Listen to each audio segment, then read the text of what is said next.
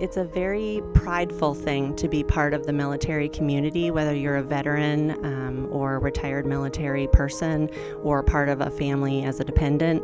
I would want them to know that that's something that our family is personally really proud of, and our patriotism runs pretty deep.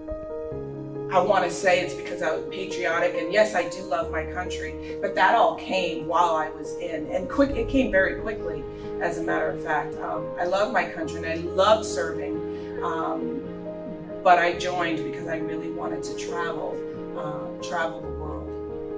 One of my favorite parts about being a military spouse was getting to participate in some of the traveling that my husband was doing all over the world. And so when he would be done with a deployment, I would fly over, for example, to Italy and meet up with him, and we would travel, and then we would fly back together. So that was kind of a cool thing that I got to participate in.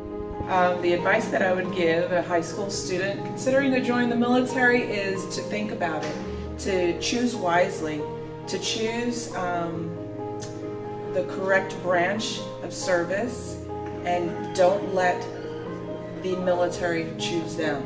Well, my job in the military is kind of hard because you never have just one job, but the first 16 years I was aircraft structural maintenance. I did all the metal work, all the painting and stuff on the aircraft, and then I taught my job at NAS Pensacola for 4 years, and that's why I led to becoming a teacher. And then the last 4 years I was in Special Operations Command, and I can't really say what I did there. I think being on call was kind of difficult. Like, I fixed electronic equipment, so if it broke in the middle of the night, I was dragging myself up and going out in the middle of the night to go and fix it. And sometimes you couldn't, so you're out there for hours. The difficult part about being in the military is being away from your family, a lot of deployments and things like that, but it pays off in the end.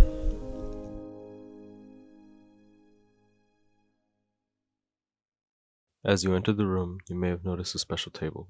It is reserved to honor our missing men. Set for one, the empty chair represents Americans who were or are missing from each of those services: Army, Marine Corps, Navy, Air Force, and Coast Guard, and civilians, all with us in spirit. All Americans should never forget the brave men and women who answered our nation's call and served the cause of freedom in a special way. Let us explain the meaning of this table, and then join us for a moment of silence. The table is round to show our everlasting concern. The cloth is white, symbolizing the purity of their motives when answering the call to serve. The single red rose reminds us of the lives of these Americans and their loved ones and friends who keep the faith while seeking answers. The yellow ribbon symbolizes our continued uncertainty, hope for their return, and determination to account for them.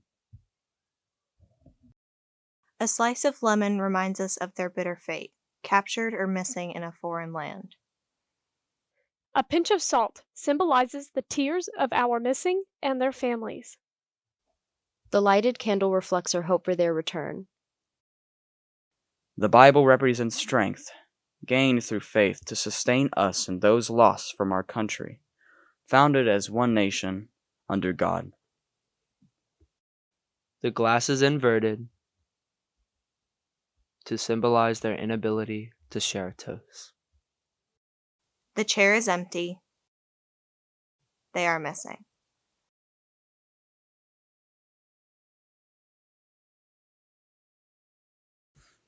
I am the flag of the United States of America.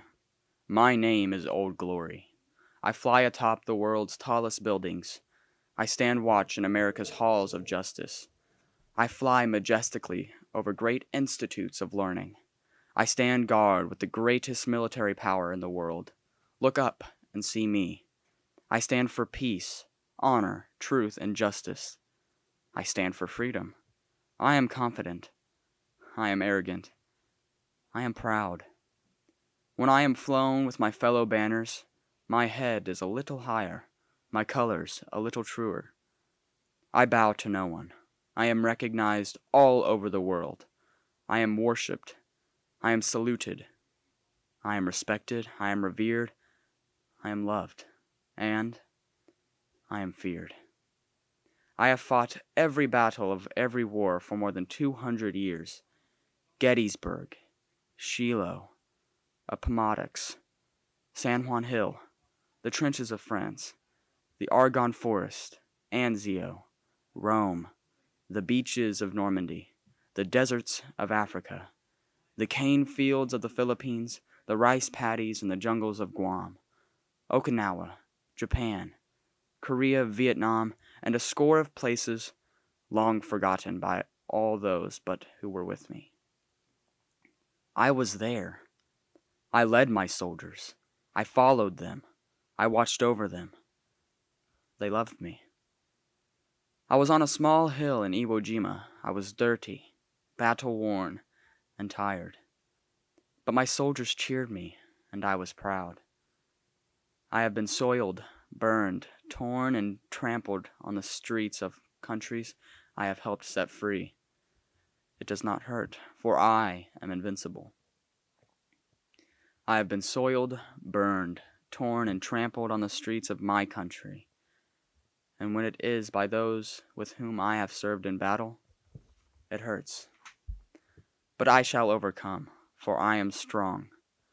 I have slipped the bonds of earth and stand watch over the uncharted new frontiers of space from my vantage point on the moon. I have been silent witness to all of America's finest hours, but my finest hour comes when I am torn into stripes to be used for bandages for my wounded comrades on the battlefield, when I fly at half-mast to honor my soldiers, and when I lie in the trembling arms of a grieving mother at a graveside of her fallen son. I am proud. My name is Old Glory. Dear God, long may I wave.